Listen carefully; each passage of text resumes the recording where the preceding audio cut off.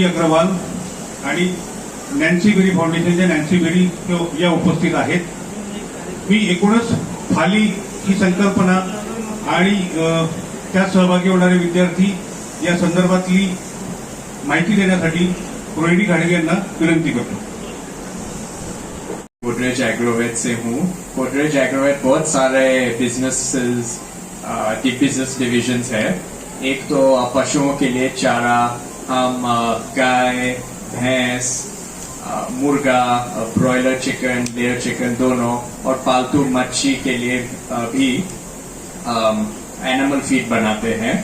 और एक crop protection का डिवीजन भी है. हम बायोस्टिम्युलेंट्स बनाते हैं, pesticides, fungicides, herbicides, insecticides. Foreign company से टाई अप्स भी है उन लोग के प्रोडक्ट्स इंडिया के इंट्रोडक्शन करने के लिए. और हम ऑयल पाम कल्टीवेशन भी कर रहे हैं इंडिया में, आंध्र प्रदेश में. ये आत्मनिर्भरता के लिए बहुत महत्वपूर्ण है ऑयल पाम, क्योंकि हम इंडोनेशिया और मलेशिया से बहुत इंपोर्ट कर रहे हैं. और आत्मनिर्भरता और लोकल जॉब्स जनरेट करने के लिए इंडिया में ये होना चाहिए. और फूड डिवीजन भी है हमारे पास. गोदरेज और टाइसन का जेवी है, और हम नॉन वेज और वेज प्रोडक्ट्स बनाते हैं. और एक डेयरी बिजनेस भी है, क्रीमलाइन डेयरी. दक्षिण इंडिया का फोकस है, पर हम महाराष्ट्र में भी प्रोक्योरमेंट कर रहे हैं और प्रोडक्ट्स भी उधर बेच रहे हैं. और हमारा फली का इन्वॉल्वमेंट 8 साल से हुआ, और हम बहुत खुश है कि ये फली का इन्वॉल्वमेंट हुआ, क्योंकि ये फली के बच्चों हमारे फ्यूचर एम्प्लॉयज होंगे, हमारे फ्यूचर कस्टमर्स होंगे. और इंटर्नशिप का एक्सपीरियंस भी बहुत अच्छा था. उन लोग के क्यूरियोसिटी, उन लोग के ज्ञान, हमें बहुत सीखा उन लोग के इंटरेक्शन करने से. हाँ, मेरे पिताजी फली का चेयरमैन है, और हम हमारे ऑफिस में बोर्ड मीटिंग्स रखते हैं. गोदरेज एग्रोवेट से हूँ. गोदरेज एग्रोवेट बहुत सारे बिजनेसेस बिजनेस डिविजन्स है. एक तो पशुओं के लिए चारा, हम गाय, भैंस, मुर्गा, ब्रॉयलर चिकन, लेयर चिकन दोनों, और पालतू मच्छी के लिए भी एनिमल फीड बनाते हैं. और एक क्रॉप प्रोटेक्शन का डिवीजन भी है. हम बायोस्टिम्युलेंट्स बनाते हैं, pesticides, fungicides, herbicides, insecticides. Foreign company से टाई अप्स भी है उन लोग के प्रोडक्ट्स इंडिया के इंट्रोडक्शन करने के लिए. और हम ऑयल पाम कल्टीवेशन भी कर रहे हैं इंडिया में, आंध्र प्रदेश में.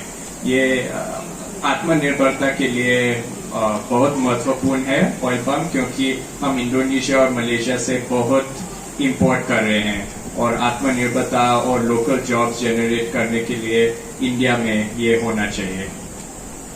और फूड डिवीजन भी है हमारे पास. गोदरेज और टाइसन का जेवी है, और हम नॉन वेज और वेज प्रोडक्ट्स बनाते हैं. और एक डेयरी बिजनेस भी है, क्रीमलाइन डेयरी.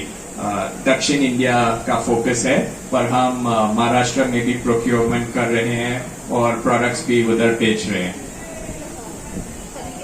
और हमारा फली का इन्वॉल्वमेंट 8 साल से हुआ, और हम बहुत खुश है कि ये फली का इन्वॉल्वमेंट हुआ, क्योंकि ये फली के बच्चों हमारे फ्यूचर एम्प्लॉयज होंगे, हमारे फ्यूचर कस्टमर्स होंगे. और इंटर्नशिप का एक्सपीरियंस भी बहुत अच्छा था. उन लोग के क्यूरियोसिटी, उन लोग के ज्ञान, हमें बहुत सीखा उन लोग के इंटरेक्शन करने से. हाँ, मेरे पिताजी फली का चेयरमैन है, और हम हमारे ऑफिस में बोर्ड मीटिंग्स रखते हैं.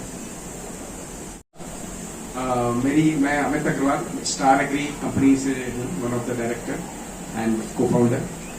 हमारी कंपनी के मेजरली 3 डिवीजन है.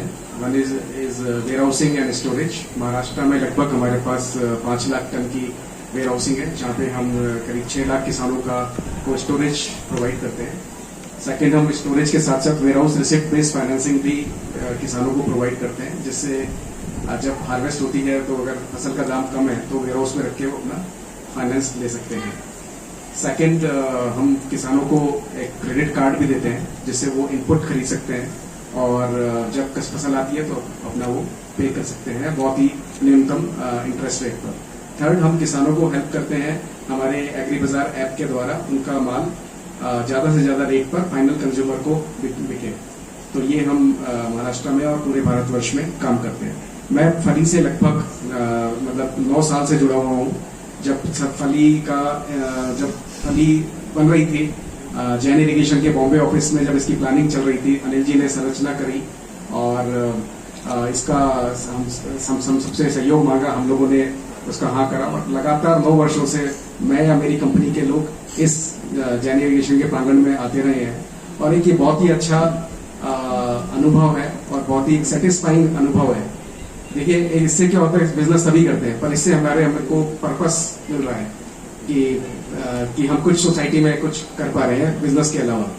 और जो आज के बच्चे हैं ये बहुत ही इनोवेटिव हैं, इनके नए आइडियाज हैं और जो बच्चों ने हमें मॉडल्स दिखाए वो डेफिनेटली बहुत ही बढ़िया है और लो कॉस्ट है और इंडियन फार्मिंग को में बहुत वैल्यू वो ऐड करेंगे 100%। और इससे बच्चों को भी एक एंटरप्रेन्योर बनने का एक जज्बा मिलता है कि कल वो जब अपना, आज ये बच्चे 8वीं और 9वीं के हैं और जब ये 4 साल 5 साल बाद अपनी पढ़ाई पूरी करेंगे तो उसके बाद ये सीधे बिजनेस में कर सकते हैं और बड़ी कंपनियां स्टार्टअप बना सकते हैं। तो इस तरह का ये ऑब्जेक्टिव लेके फली चल रहा है।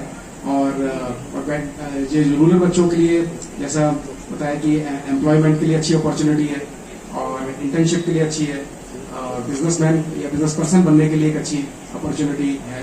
और मैं मेरे हृदय से जैन इरिगेशन को धन्यवाद देना चाहूंगा, जो मतलब इतने पैशन से इसको ऑर्गेनाइज कर रहे हैं, निस्वार्थ भाव से, जो इसको पिछले 9 सालों से मतलब लगातार ऑर्गेनाइज करते जा रहे हैं। और मैं थोड़ा सा और धन्यवाद देना चाहूंगा नैन्सी बेरी जी का, जिन्होंने मतलब जो यूएस से आके और इसमें पूरा डेडिकेशन 4-5 महीने लगाती है और पूरा मेहनत करती है और पूरी ऑर्गेनाइजेशन को उन्होंने बांध रखा है एक सूत्र में। धन्यवाद। Future leaders of Indian agriculture हा फारच एक स्तुत्य उपक्रम असून बऱ्याचशा कंपन्या मिळून आम्ही त्यांना सपोर्ट करतोय।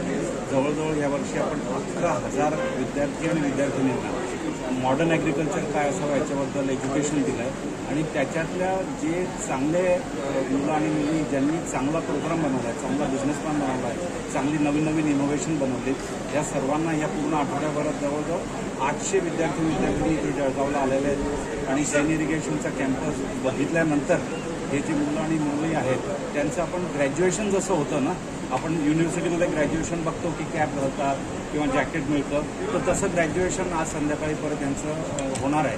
आणि त्याच्यात ज्या मुलं आणि मुलींचे बिझनेस प्लॅन ज्यांना त्यांना अवॉर्ड्स दिले जातील, ज्यांचे फार चांगले आहेत, ॲम्बिशियस आहेत आणि कॉस्ट इफेक्टिव्ह आहेत, त्यांना त्या मुलं आणि मुलींना अवॉर्ड्स वगैरे दिले जातील, त्यांचं रेकग्निशन होईल। आणि आमची इच्छा आणि प्रयत्न हाच आहे की ह्या मुलामुलींनी जाऊन खेड्यामध्ये परत जाऊन घरी परत जाऊन एक मॉडर्न शेती कशी करावी ह्याच्याबद्दल बोलावं, त्यांच्या आईवडिलांशी बोलावं,